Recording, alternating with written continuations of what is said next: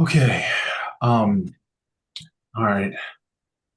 Thank you, Tom and I think Harsit for attending this meeting at such short notice.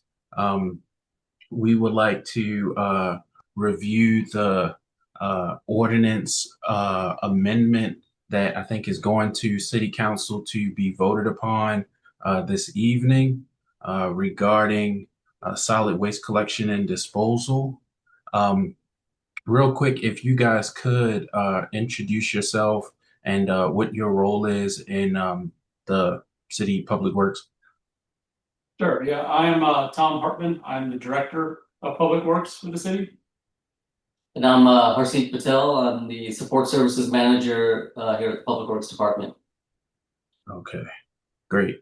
And what's your involvement in the ordinance? If you could briefly mention what that would be.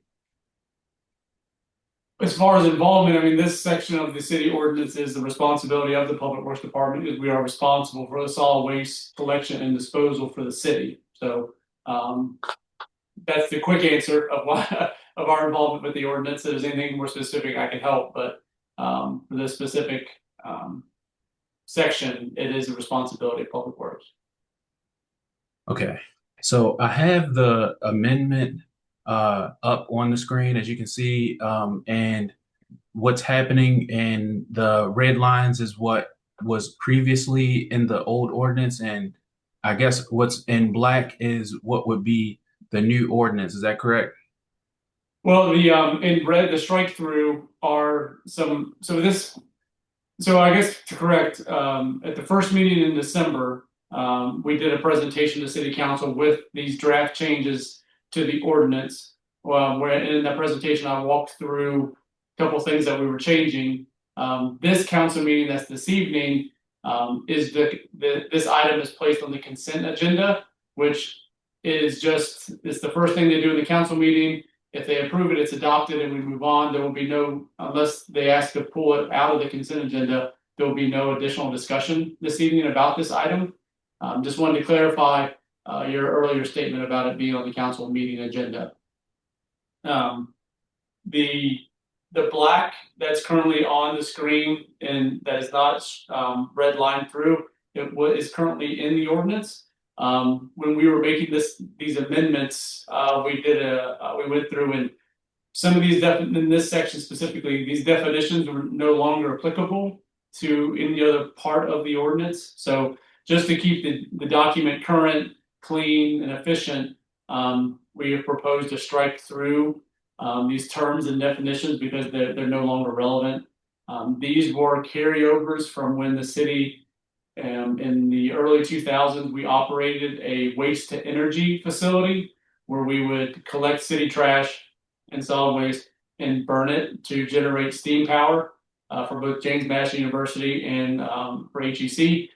In the 2012, 2015 range, that endeavor no longer was viable. So we closed the waste to energy facility and we just never got around to cleaning up some of these definitions. So that's the first part of the ordinance amendments that you're looking at are just simple housekeeping items for the ordinance. Okay, yeah, thanks for mentioning that. But what I'm looking at now is this is the draft of the ordinance that will be presented at the consent agenda. Is this it? So this is correct. Well, this is the red draft. line. Right. This is the red. There's two versions. This is the red line version, so council can see what is being removed.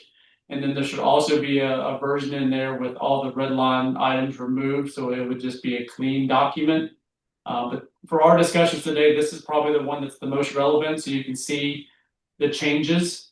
But if any of the viewers that you'd share this with would go look, they would see two versions.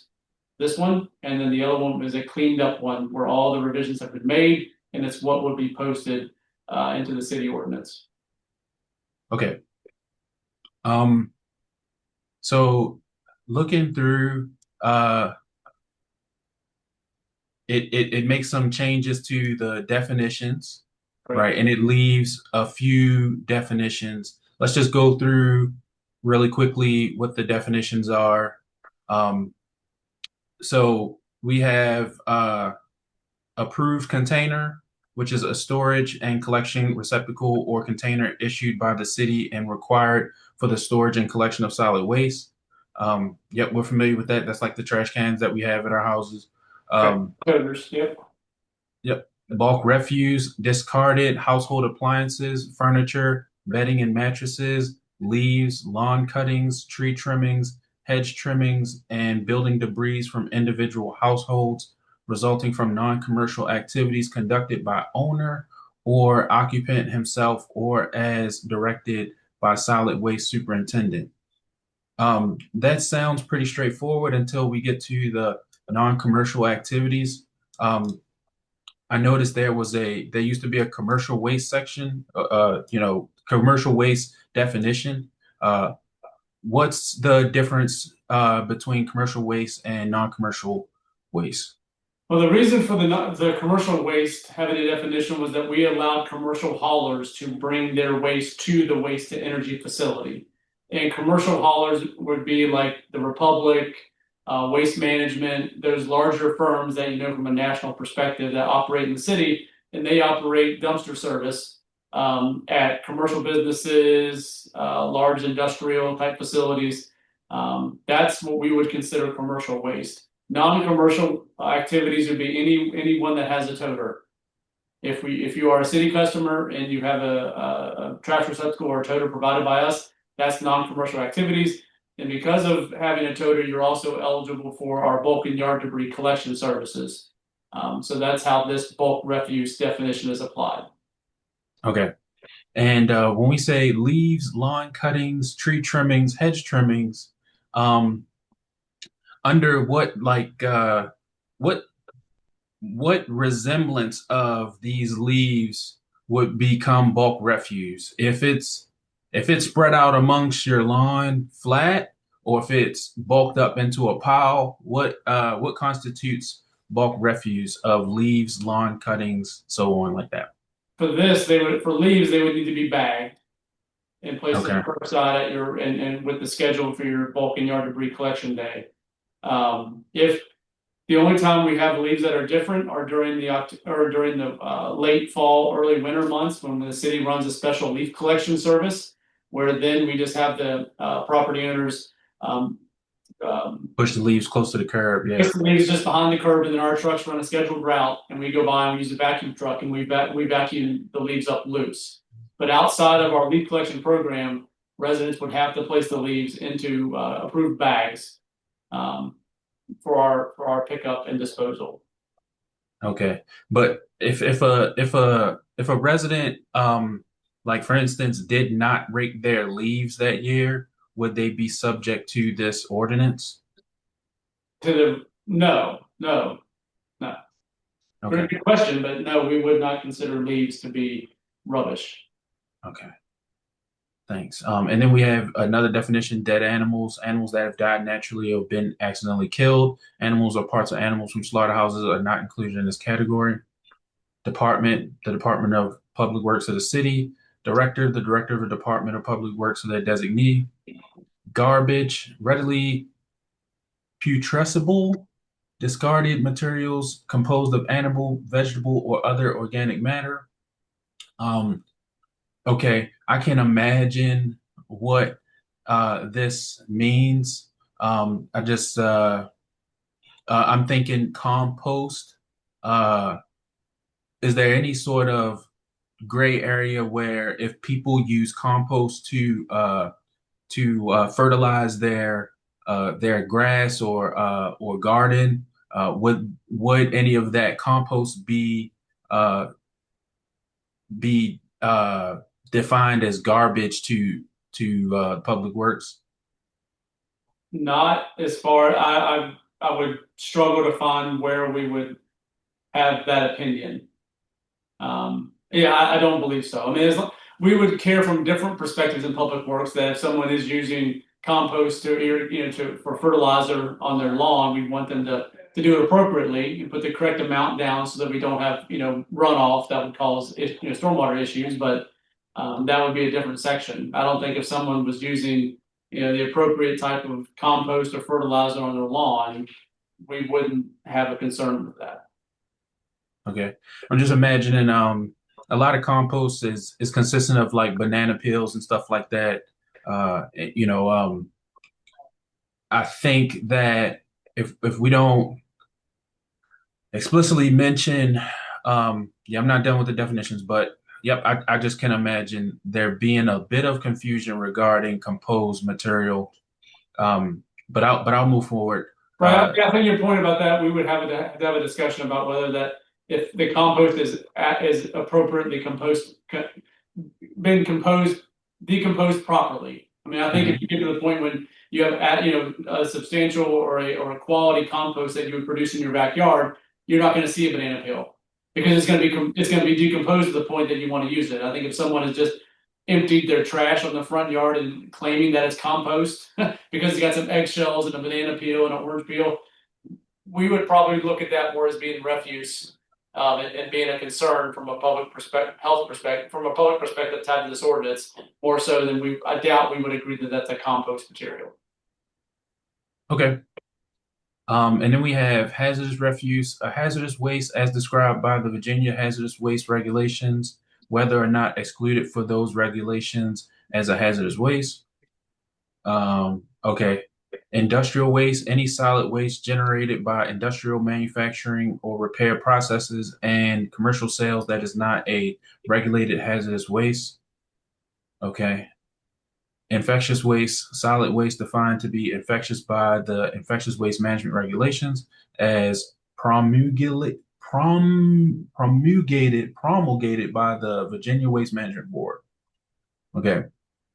Junk, scrap or discarded material or ferrous or non-ferrous metals, including but not limited to dismantled, wrecked, or inoperable vehicles or farm machinery or parts of any of the foregoing or furniture, inoperable appliances or fixtures where such furniture, appliances, or fixtures are normally found inside a residential building or parts of any of the foregoing. Yeah, I really like this definition. I think that it more specifically covers what junk would be, right? So people's lawn decorations, if for instance they have some dead plants that at one point was alive, but now they probably like fell over or they weren't able to get to them in time, they wouldn't be considered junk. Like this definition I think is great because it specifies what junk is very succinctly.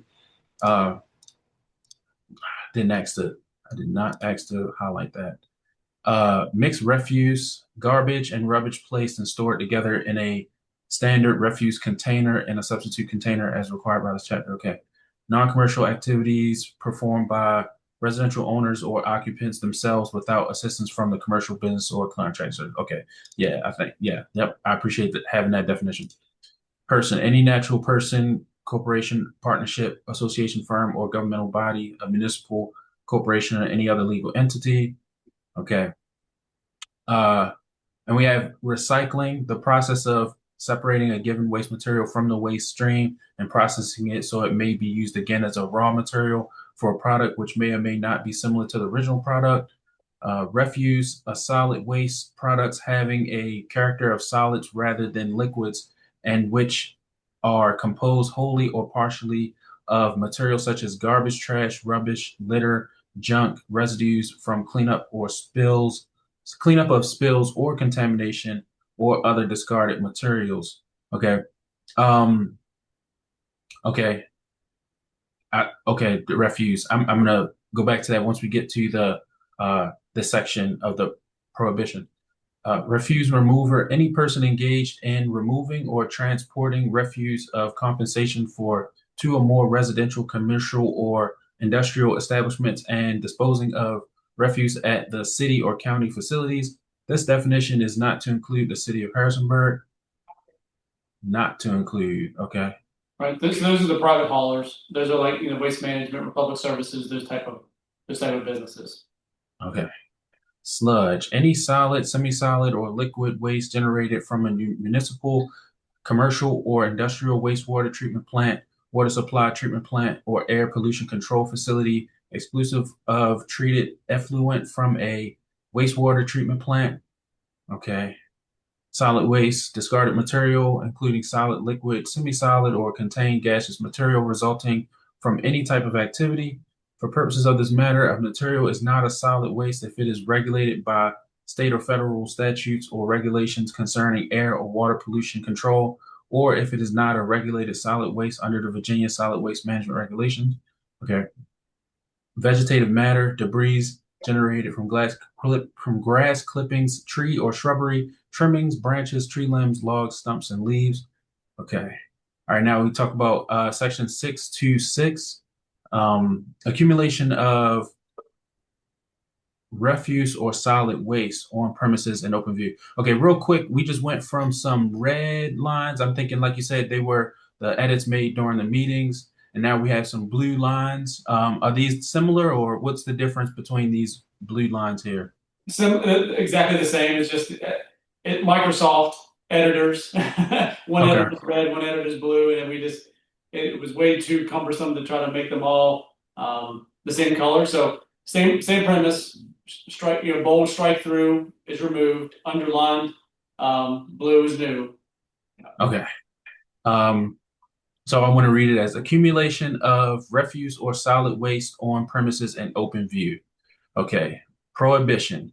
No person shall allow any refuse or solid waste to be, remain, or accumulate on premises owned, used, or controlled by such person, or on any street, alley, right of way, or on any other lands within the city, except when such refuse or solid waste is in an approved container or enclosed within a structure which hides it from view and is otherwise in compliance with applicable city ordinances. Okay, so I think this is the meat of the conversation. We had a member of the branch express concern regarding the change of junk, garbage, or solid waste to refuse or solid waste. The member has a concern thinking that the open definition of refuse allows the public works to be able to discriminate or target certain households with a disciplinary action from city government or city public works.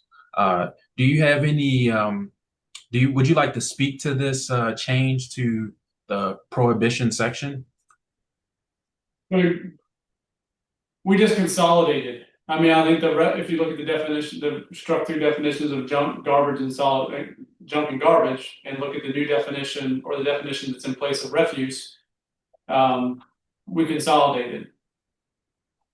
So I don't know if we had any substantial change other than just, like I said earlier with the definitions, cleaning up the ordinance to make it be efficient and readable and doesn't have items in there that are just unreferenced or had some places where they could be misinterpreted. So Okay. that was the attempt to. Well, that was the main reason. That was the reason for the change of refuse or solid waste. Okay.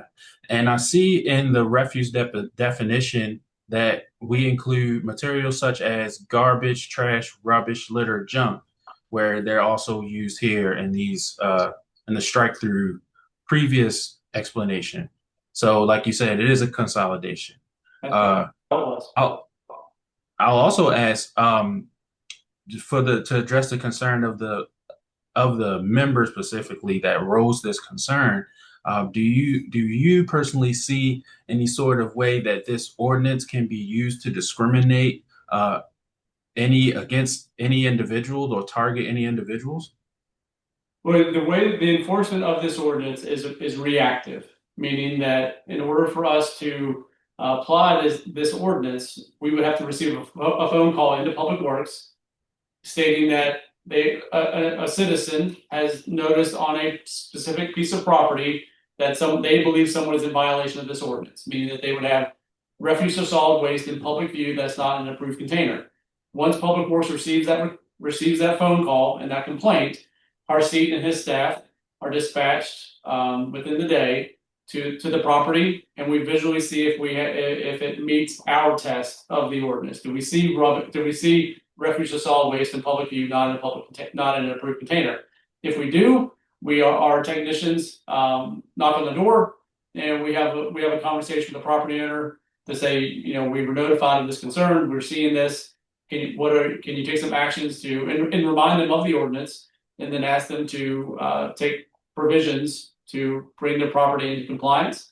That's our notice. 24 hours later, our staff will revisit the property. If the issue has been removed, we'll close it and we'll go on about our day. If the refuse or solid waste is still present, and we will again knock on the door and talk to the property owner to see if they were having some issues with finding someone to help clean it up. If they have if they thought about it or if they're ignoring us, depending on the answers to then our staff, if it would be a spot that we don't feel like they're going to clean up the solid waste or refuse in a timely manner as prescribed in the ordinance, our staff would come back. We would work with a contractor over the next day or two to have them again go to the site, and if the material is still there, then they would remove it, and then that's when the city would seek reimbursement from the citizen or the property owner for our expense to bring their property into compliance. As far as discrimination, I don't know where discrimination would fall into that. I don't see a place where discrimination could fall into that. I think our staff, we would be very transparent with the property owner about this is the concern that was shared. This is where we see that you're in violation of the ordinance. Here's the steps that we need you to take to become into compliance. And it's going to be, it follows the rule of our ordinance, and our staff, again, we're going to talk to the property owner. We're not just going to post a note on the door, come back a day later and send them a bill for cleaning it up. That's not the way our technicians and staff work. Okay. All right. Thank you for making that mention. And yeah, you spoke to point B here. I'm just going to jump through it.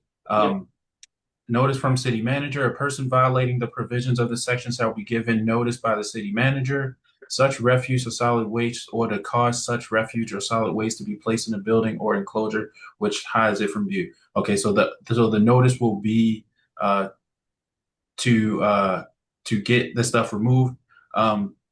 Determination of ownership or responsibility. Okay, so it will use the land records of the office of the clerk to determine who's the ownership and who has responsibility. Abandonment of certain items. It will be unlawful for any person to place or leave any property in the city, any indoor furniture, dilapidated furniture, machinery, equipment. Okay. So that's making the mention that you can't abandon things in plain view. The list of the things: any such item which remains on the property for 10 days after the notice of violation shall be presumed to be abandoned. Okay, so you have 10 days. Right, that's a different. So our change added. So previously, before the change that you're getting ready to get to, this was the only section that we had. So that everyone had 10 days from notice, and the 10 days is still applicable, but that's to like it mentions larger items. Dilapidated furniture, appliances, machinery, junk cars. When we get phone calls, because we know a day is not sufficient time for a property owner to schedule removal to bring a property into compliance. 10 days is, in most cases, if they're working towards the resolution within 10 days, they're going to have more time. But our concern with the reason for the change to add the next section was that some of these items that we were seeing of much smaller nature, meaning the refuse and solid waste, property owner does not need, we don't feel they would need 10 days to adequately to clean their property to the level of what the ordinance requires. So we've added this section that you're getting ready to get to. Okay. The additional section, abandonment of refuse, notwithstanding when the accumulation, it consists primarily of refuse, including but not limited to disposable cups, beverage containers, food wrappers, or other similarly disposable refuse, the violation shall be deemed an immediate public nuisance. Any such refuse which remains on the property for a period of 24 hours after the notice shall be subject to being removed from the property by the city without further notice, and the cost of such removal being charged back to the owner of the property. Okay. Um, I'm going to just get through this part two. Cost of removal. In accordance with Code of Virginia, all costs and expenses incurred by the city in removing and disposing any refuse pursuant to the section shall be chargeable to the owner of the premise and collectible in the same manner as taxes and levies are collected. All right. And I'm gonna just jump through this, then I'm gonna go back to that for the cost. I had one question regarding the cost. Bulk refuse for collection and removal for residential areas shall be placed at the back of the curb and placed and picked up by special collection on designated household collection days. Okay. Scheduled to be determined by the director. A limit of 5 units per collection shall be provided for items that are not tree trimmings, tree limbs. Okay, that's just a mention there. Okay, first of all, thank you for sitting with me going over this ordinance. Yeah, sometimes reading things is just not the funnest thing to do. Right. No time And to write that. right, and the last bit is the supposed exploitation of the cost of removal. So a member voiced a concern regarding a large amount being levied to the uh, owner of the premises regarding the cost of removal. So can you give me an understanding of how much for a general resident would you expect them having to pay regarding trash collection? I know people's houses range very much in size, but what are we looking at as far as what the penalties would be?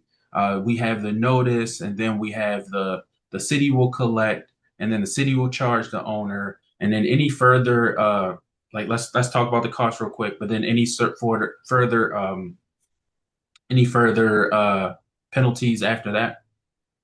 So I'll take this one. So what we've primarily done over the past few years is work with a third party contractor to come in and give us an estimate on what it would cost to bring the property back into compliance.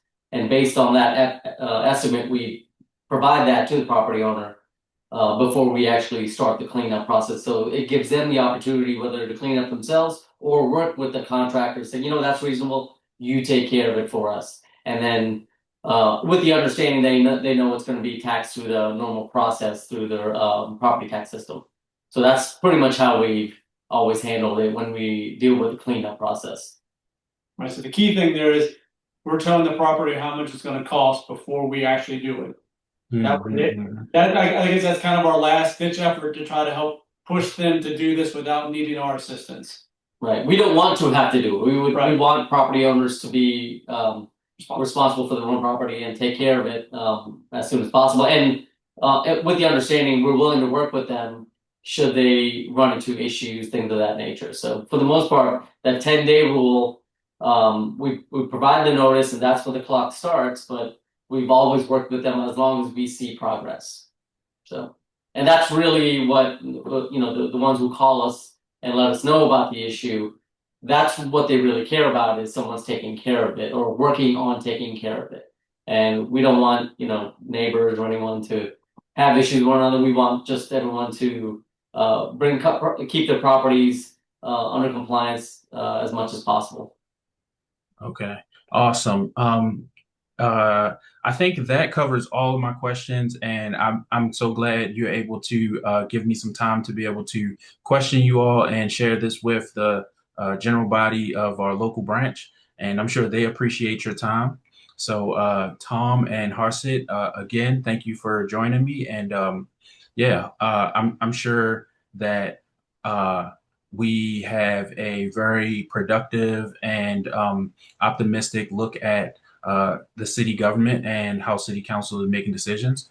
And we hope to be able to look forward to advancements and a wider understanding and also an involvement from the NAACP general body and voicing their opinion about city public concerns.